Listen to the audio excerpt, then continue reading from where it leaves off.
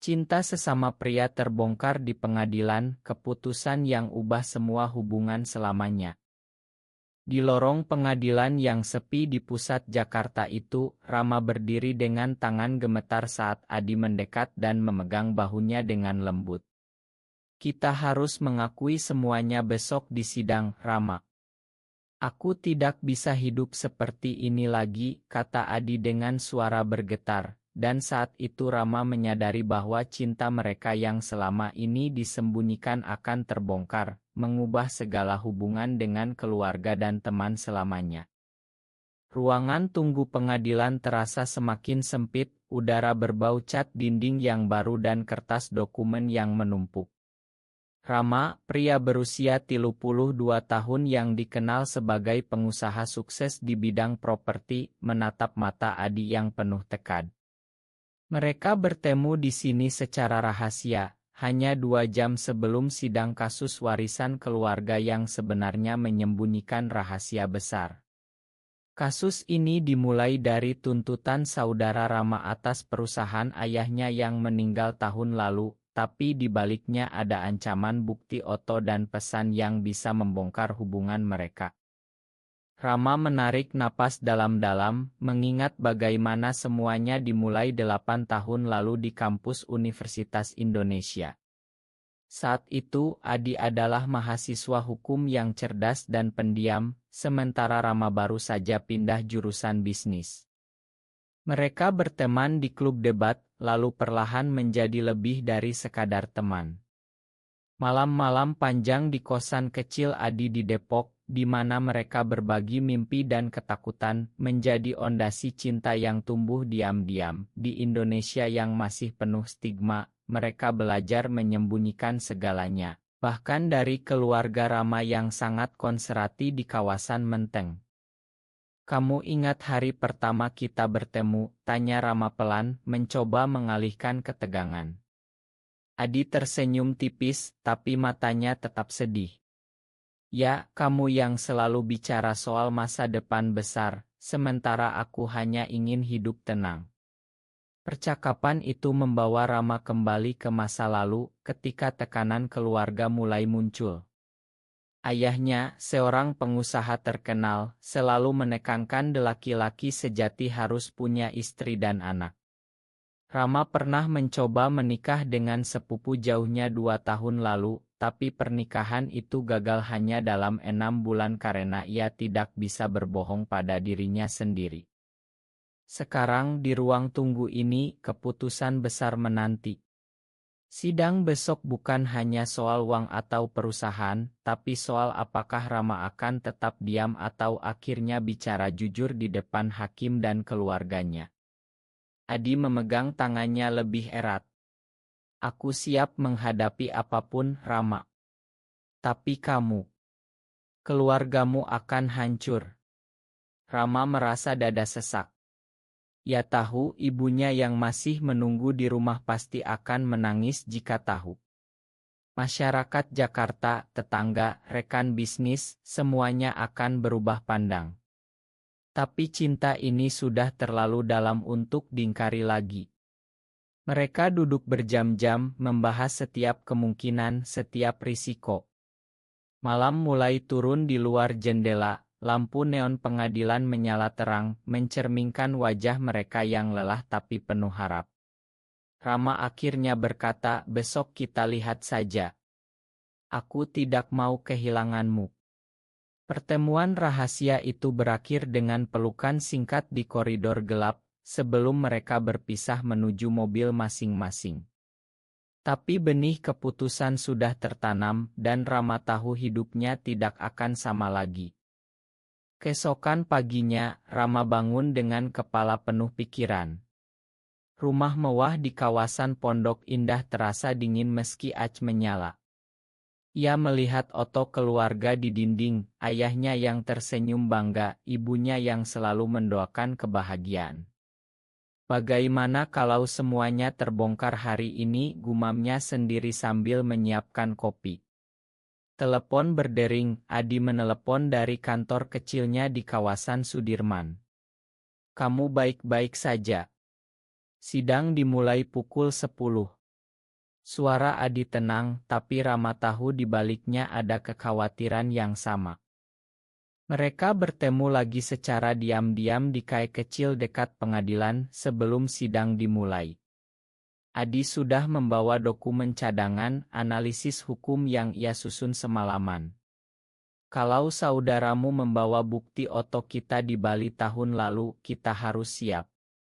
Aku tidak mau kamu sendirian menghadapi ini. Rama mengangguk, mengingat liburan singkat mereka di pantai Kuta yang seharusnya menjadi rahasia. Di sana, di bawah langit senja, mereka berpelukan tanpa takut, merasa bebas untuk pertama kalinya. Tapi sekarang, otot itu bisa menjadi senjata mematikan. Sidang dimulai dengan suasana tegang. Saudara Rama, seorang pengacara ambisius, duduk di seberang meja dengan senyum menang.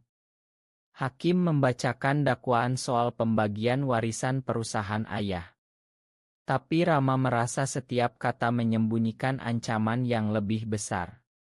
Selama istirahat pertama, Adi yang hadir sebagai rekan bisnis mendekat di koridor. Kamu terlihat pucat. Ingat, apapun yang terjadi, aku di sini.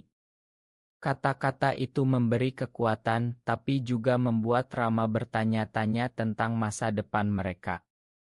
Apakah ia sanggup kehilangan segalanya demi cinta ini?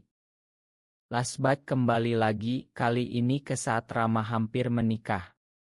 Keluarganya mengatur perjodohan dengan anak teman bisnis, seorang gadis baik dari keluarga Muslim taat. Rama mencoba, tapi setiap malam ia merasa seperti aktor dalam drama yang salah. Adi yang tahu hanya bisa menunggu dari jauh, menderita dalam diam. Aku tidak mau memaksamu, kata Adi saat itu, tapi Rama tahu itu menyakitkan bagi mereka berdua. Pernikahan batal dan hubungan mereka semakin dalam, tapi juga semakin berisiko. Sekarang di tengah sidang, Rama merasa semua pilihan itu kembali menghantui. Setelah sidang hari pertama ditunda, mereka bertemu lagi di mobil Adi yang diparkir di tempat gelap. Kamu harus memutuskan malam ini, kata Adi. Rama menatapnya lama, melihat cinta yang tulus di mata pria itu. Malam itu, di apartemen kecil Adi di Kemang, mereka bicara panjang lebar tentang masa depan.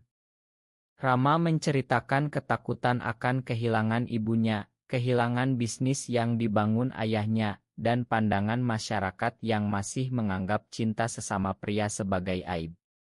Adi mendengarkan, lalu memeluknya. Apapun keputusanmu, aku terima. Tapi jangan bohongi dirimu sendiri lagi. Malam berlalu dengan air mata dan harapan, dan Rama tahu besok adalah hari yang menentukan. Sidang hari kedua berlangsung lebih sengit. Saudara Rama mengeluarkan bukti pertama, sebuah email lama yang menyiratkan hubungan tidak wajar antara Rama dan Adi. Ruangan sidang menjadi hening, hakim menatap Rama dengan alis terangkat. Apakah ini benar, Pak Rama? Tanya hakim. Rama merasa dunia berputar.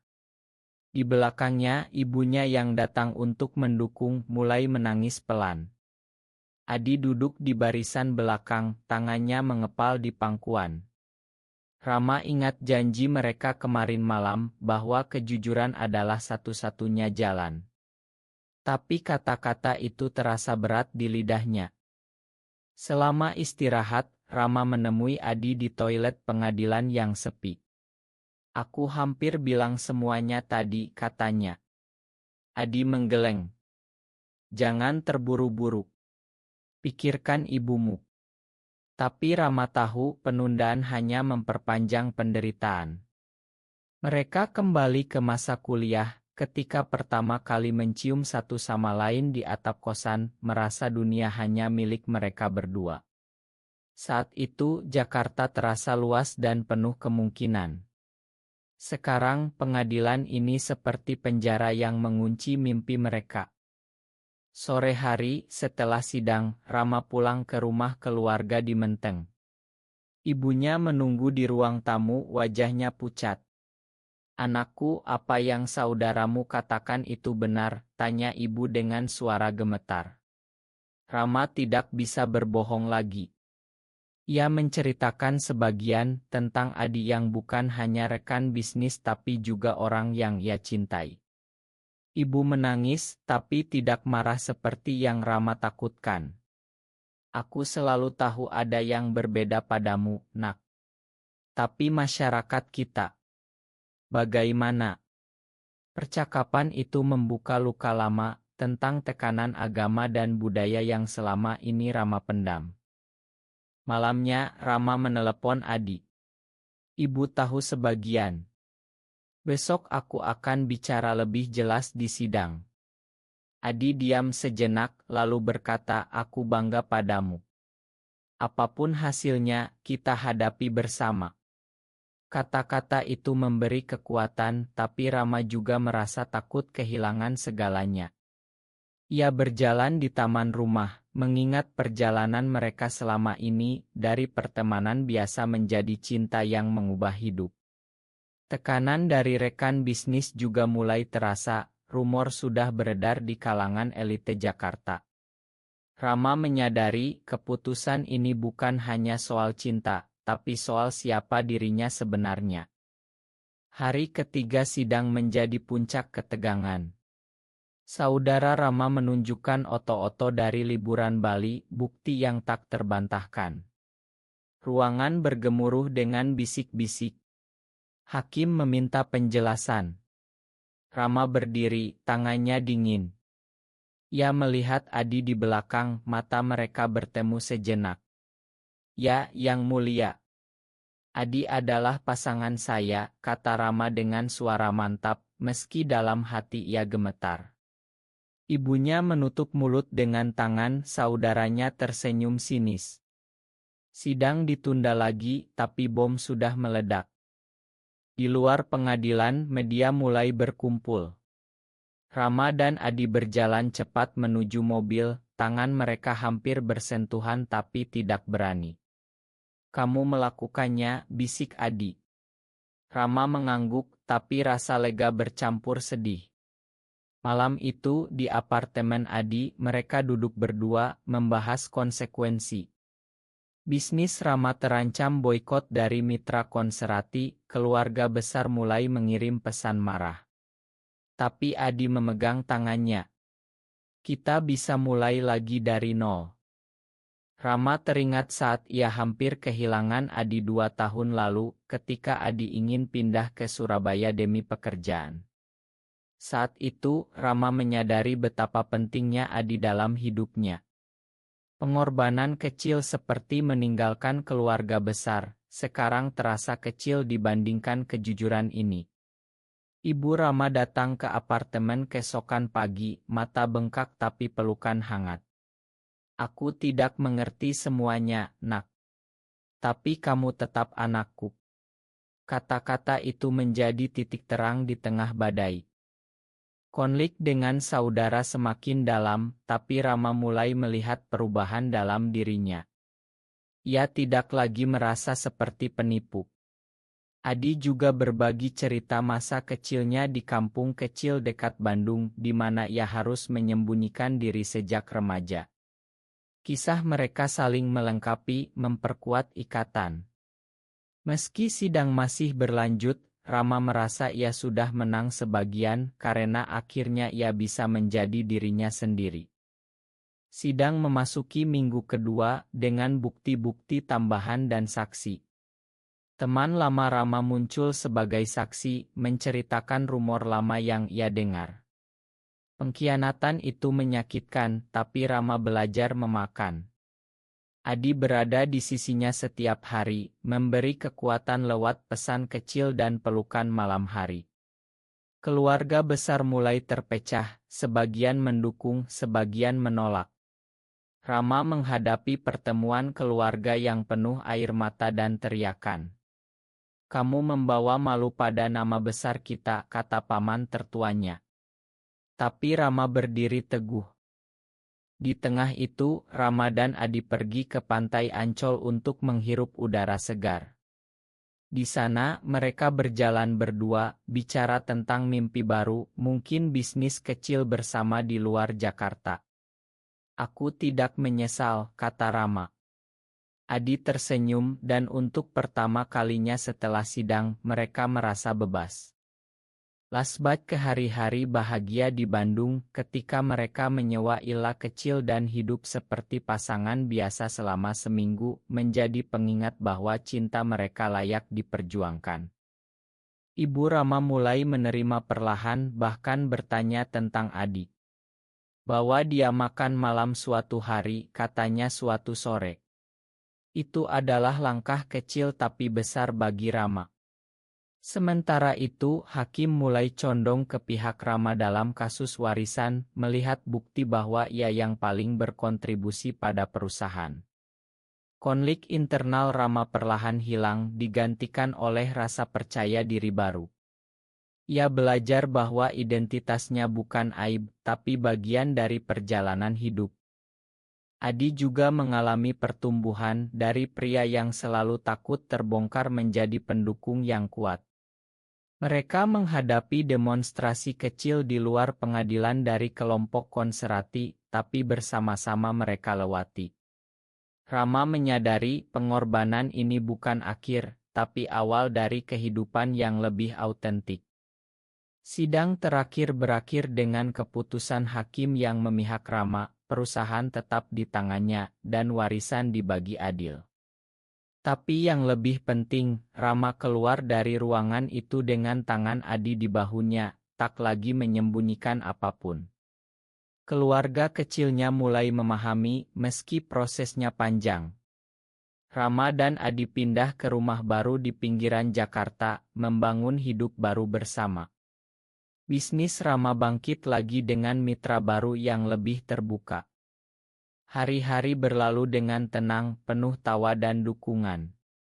Rama sering mengingat pertemuan rahasia di pengadilan itu sebagai titik balik.